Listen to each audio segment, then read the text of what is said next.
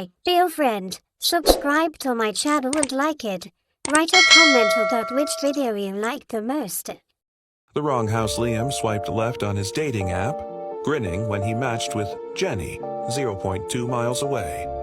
Her first message, "Come over, I'm lonely."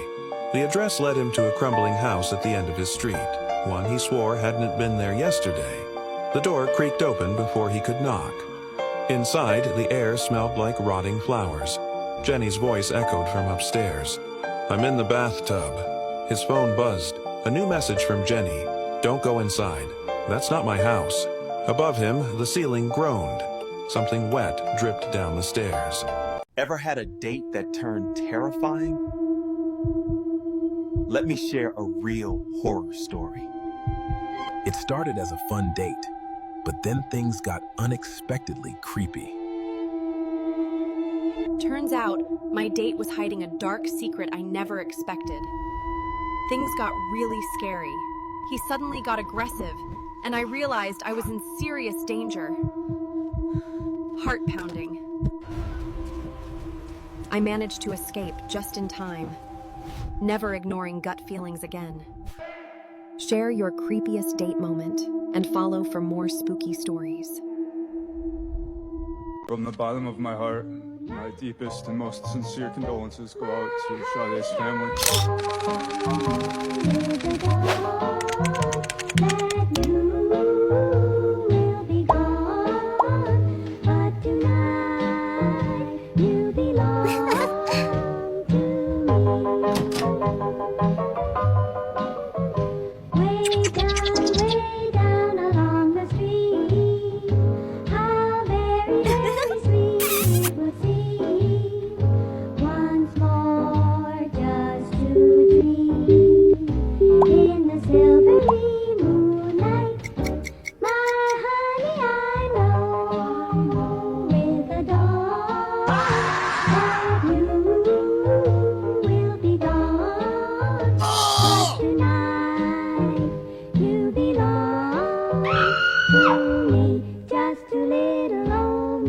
My friend met a guy on Tinder and went on a few dates with him for about a month. One day, she decided after a date to finally invite him to her house for a drink. During these drinks, she started feeling some weird vibes from him, so when it was time to go to bed, she asked him if he would be okay with sleeping on the couch in the living room. He said yes. For some reason, she decided to lock her bedroom. She's always been a little bit paranoid. And then she went to sleep. In the middle of the night, she heard her door handle move. She woke up and asked him, "Are you okay?" thinking maybe he was looking for the bathroom, and he didn't answer. She got very spooked and called the police. The police arrived, and she warily opened the door and told them he was in the living room. A police officer went into the living room down the hall and came back. He got on his walkie-talkie immediately and told her not to go into the living room. Apparently, there was a bunch of knives in the living room floor and plastic over some of the furniture. Had she not locked the door, she would probably be dead. Always trust your gut Holy instincts. fuck, that's one of the craziest stories we've had on this pod if it's real. Mental. At that point, I think I'm about to be murdered. I say, what is it? He asks, "Will you stand in front of a mirror with me so that I can see how beautiful we look together?" Absolutely terrified at this point. I walk toward his room, stupidly, but I'm just trying to placate him because my gut feeling was that he was likely not a murderer, just insane. We walk into his room and it is a disaster. Piles and piles of clothes everywhere. We stand in front of the mirror briefly and then I say, "I really have to go," grab my bag and refuse his offer to walk me to my car. I then straight up run to my car. I got home and checked my phone, and there are several video texts of him touching himself, which were absolutely horrifying. I shudder thinking of them. I now realize that the reason he isn't in his daughter's life is probably because the mother realized he was disturbed, and she had a very good reason to keep him in the dark. I get nauseated just thinking about him. I quit dating for a while and never put myself in another situation like that again.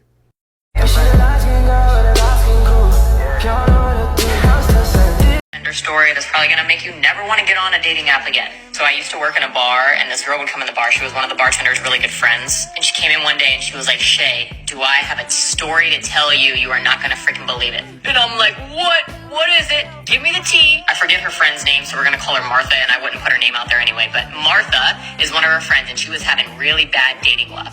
And then one day, she decided to go on Tinder for the last time. She was like, I'm pretty much done with dating for now, but I'm just gonna get on this app, and I'm gonna go on this date with this one last guy. So she goes to dinner with this guy. Dude's really weird. She's not feeling it. But he's definitely feeling it. It's the first time that I'm using this, so bear with me here. I'm not really sure where to put it. So he asks her to go out and get some drinks with him, and she's like, no, I'm just gonna go back to my parents' house tonight and just chill and hang inside. Thank you for the invite, though. Oh boy. So he's like, all right, no worries. So she goes home to her parents' house. Now, mind you, her parents' house is like sort of in the middle of nowhere, and her parents are out of town. Also, she tells this guy her parents are out of town for whatever fucking reason. So anyway, she's chilling, hanging out at the house, and then she hears a weird noise, but she doesn't hear it again, so she goes on about her night. Next morning, she goes out to run some errands, and she comes back, and she starts hearing the noise again. This time, she's completely freaked out, and she calls the cops. She tells the operator what's going on, and the operator's like, The operator tries to keep her calm, having conversation with her, but the whole time the operator knows that the phone lines are being tapped. Also, important part, the operator doesn't tell Martha that the cops are coming because, again, she knows the phone lines are being tapped. She just talks to her to keep her calm, just like asking questions about what's going on and stuff. When the operator gets word that the cops are there, she says, Martha, walk outside real quick, look to your left and look to your right, and tell me what you see. She said, I don't see anything. And she goes, run for the gate now. Martha runs for the gate, and the cops are there. The cops go inside, and you'll never fucking believe what was in the basement. The man she went on a date with was building a cage in the basement. Anyways, you guys stay safe out there on those dating apps. Oh, yeah, one more thing. If y'all see me on Love Island, mind your fucking business, bitch. I'm trying to find love, bitch. Y'all had y'all motherfucking chance. You guys, this is the craziest story I have ever heard. I just have to share this, and this is why you have to be careful when you hook up with people when you're traveling to a foreign country. So this girl, I'm just gonna call her Natalie. I'll just use my name. So Natalie was traveling to, I don't want to say the name of the country, but she traveled overseas from America, and she was in this country for only a few days, and she ended up meeting this guy at a bar. We're gonna call him Sam. So Sam and Natalie headed off, and they go to multiple dinners together, where I was told that Natalie said that he was constantly feeding her like an insane amount of food at each dinner. Like, it was her last night with Sam, and she still hadn't gone back to his place, and he was really adamant about her coming back home with him, and he kept asking her at dinner like, oh, you're gonna come back home, right? You're gonna come back home with me, like you leave tomorrow. Natalie got a little bit creeped out by it, and ended up calling her sister because her and her sister were on the trip together, and she left the dinner. She didn't go back. She's like, oh, my sister needs me, I gotta go, blah blah blah. And she said like Sam was blowing up her phone. Anyways, she gets on her flight, she goes back to the United States, and she develops I can't even say it. She develops a rash on her back. So she goes to the dermatologist, told the dermatologist, hey, like I just came back from this country, like I developed this rash, not sure what this is, test for it, and then, you know, let me know what comes back. So she was on campus when she got the call from her dermatologist, and her dermatologist was, why am I saying it like that? Her dermatologist was like, call me right now. So her derm calls her, and she's like, what are you doing? I need you to come to the office right now. Police are going to be here. And she was like, what's going on? And she's like, come, I can't say it over the phone. So the girl comes to the dermatologist's office, and it wasn't even the police, it was FBI. Turns out that the rash that was on her back was actually a cream that was put that's used for cannibalism. The FBI ended up asking her, like, who have you met with in the last 6 months? She told them about the guy. FBI ends up working with the police in that country. They raid the guy's apartment, and they found multiple skulls and limbs that belonged to several women that were missing. He fully intended on killing her and eating her. Apparently, like, that's the reason why he was taking her to dinner and trying to really get her full. I don't even know. Just be careful out there when it comes to hooking up with people, because you never know, you know? You never know. Listen to me. So listen to me. Huh? Listen. I'm gonna call you back in 30 minutes. And you better have answers. Eventually he was like, oh, do you want to meet up? We should like go on a date. And then she was like, yeah, okay. So he picked her up and they drove to a restaurant, and he was like, And then she started to feel really sick. So she was like, oh, do you mind if I go home? Like, I'm not feeling very well. And he was like, yeah, that's fine. I'll give you a lift home. And then in the car, she started to feel a bit better. So he was like, so she was like, oh, do you want to come into my house for a coffee? So he was like, yeah, okay, that sounds good. And then when he got inside, she started feeling really sick again. She was like, oh, do you mind actually if you leave? Like, I don't feel very well. So he was like, yeah, no, totally fine, I'll go. He left, and then she went to bed. And then she woke up in the middle of the night, and she could hear, like, something downstairs. She didn't think anything of it, and then she heard it again, and it sounded like someone was moving her kitchen table. So she, like, ran and shut her door and rang the police and was like, there's someone in my house, like, you need to come. So the police were like, okay, stay on the phone, like, we're going to come to your house. They got to her door, and they're like, your door's locked. We don't think anyone will be in there. She was like, no, someone's here, I give you permission to knock down my door. So they knocked down her door, and then she heard, like, some scuffling, like someone being pinned down. And then the policeman came up to her room, knocked on the door and was like, it's the police, like, it's fine, you're safe, like, we've got the man, you can open the door. And then they were like, it's fine, he's not here anymore, but we still don't think you should stay the night here. And she was like, okay, that's fine, but can I see what he's done downstairs? And they're like, we really don't think you should see what he's done. We don't think you should see what's happened. And then she was like, no, I need to see what he's done to my house. She went downstairs, and he'd put up plastic on all of her furniture, like clear plastic sheets to cover it all up, and there was a saw and a hammer lined up on her floor.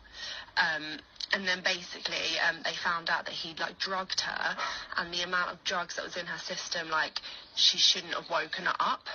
And also, like, when he came into the house, the reason he got in is because he put his car keys down next to her keys, and then when he left, he picked up both of them, and then he let himself back in. Like, literally, I am never ever going on a Tinder date ever again. Like, it actually killed me. What happened to your eye? I just have really bad hay fever, so they get a bit bloodshot and swollen sometimes. The pollen this year is just absolutely wild. A sketchy date. My name is Nicholas. I'm currently a freshman at Syracuse University, which isn't exactly the safest area. I'd recently gone through a breakup with my first girlfriend, so I decided to get back into online dating. I was using Hinge when I matched with a blonde girl named Stephanie. We really connected. She also went to Syracuse. We both loved reading and movies, and we even had the same sense of humor. I suggested a movie date, and she loved the idea. She told me to meet her at a specific spot near campus, and she'd pick me up. Around 9 p.m., I waited on a quiet corner of a residential block. Stephanie had asked me to share my location, so I did. A few minutes later, I saw a car turn down the street and approach me. It stopped, and the driver rolled down the window. It wasn't Stephanie, though. It was some random old guy. He weirdly asked what I was doing alone out there. I said I was waiting for someone. He then asked if I was waiting for Stephanie, and I said yes, surprised. He claimed he was Stephanie's father and told me to hop in so he could give me a ride to her. I took a good look at him. Honestly, he looked a little old to be her dad. I'm not an idiot when it comes to sketchy situations, so I said in a firm voice, "Why didn't she tell me you'd be picking me up?" He claimed he didn't trust a random guy meeting up with his daughter and wanted to meet me first. I took another good look at the man and said nothing. I simply started walking away in the opposite direction from where his car was facing. He started yelling, "Hey, hey," sounding surprised that I was just walking away like that. But I've heard way too many kidnapping stories to know where this could potentially go. I heard his car moving and turned to make sure he wasn't doing a U-turn to follow me. I breathed a sigh of relief when he drove straight and turned left, out of sight. I continued walking down the block toward campus. When I reached the corner, just about to make a turn, I noticed what I was pretty sure was the same car parked on the side of the road with its lights off. I briefly tried to look into the window as I passed, but the glass was tinted. I tried not to look suspicious and kept walking. Then I got a text from the so-called Stephanie. "Why didn't you get in the car with my dad?" I ignored the text and kept walking, looking back to see if the car would move. When I got to an intersection, I turned right, and then full-on sprinted in the direction of campus. Surprisingly, I wasn't followed. I made it back to campus, out of breath, and started walking to my dorm building. I felt like I heard footsteps following me though. I thought maybe I was being paranoid, but then I heard a piece of broken glass being kicked by someone's shoe. I knew I was being tailed. I made a point of ducking down behind a van, stopping to listen for where the footsteps were coming from. They were a few cars away from me. That's when I remembered I'd never stopped sharing my vocation with Stephanie. Or, should I say, that man. I saw him. It was the old man, approaching from between two cars across from me. He yelled something I didn't fully understand, but it sounded like he said, "Come back and I'll take you to her." He had to be like 60-something. There was no way he'd catch me if I sprinted. I lost him easily when I ran and made it back to my dorm room. My roommate wasn't there, so I had no one to talk to about it. But when I lay in bed, I got another text from that man, and it was shocking. It said, "You're a little piece of sh*T. You're lucky you got away. I would have strangled your ugly ass." I still have the screenshot. I replied, "Thanks for the threat. It's going straight to the police," and I blocked his number.